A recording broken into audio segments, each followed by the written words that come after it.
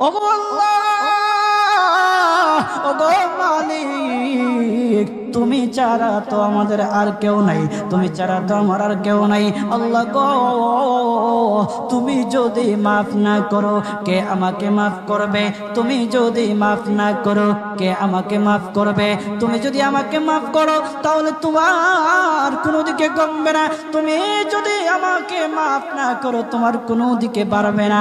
আল্লাহ গো, তুমি আমাকে মাফ করে দাও। সারাটা জীবন অন্যায় কাজ করেছি, সারাটা জীবন নাফরমানি করেছি, আমার কাছে কালেমার দাওয়াত কম আসে নাই, আমার কাছে কালেমার দাওয়াত কম আসে নাই, আমাকে লোকেরা কম বোঝায় নাই। ওগো আল্লাহ, তুমি আমাকে মাফ করে দাও। মাফ না করলে কোথায় যাব, কার কাছে যাব?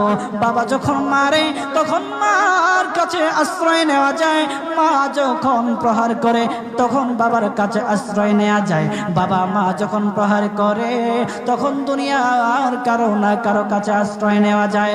ওগো আল্লাহ, ওগো মালিক, তুমি যদি আমাকে মারো, তুমি যদি আমাকে আযাব দাও, ওগো আল্লাহ, কার কাছে যাব, কার কাছে গিয়া মাফ চাইবো? ওগো আল্লাহ, মেহেরবানি করে মাফ করে দাও।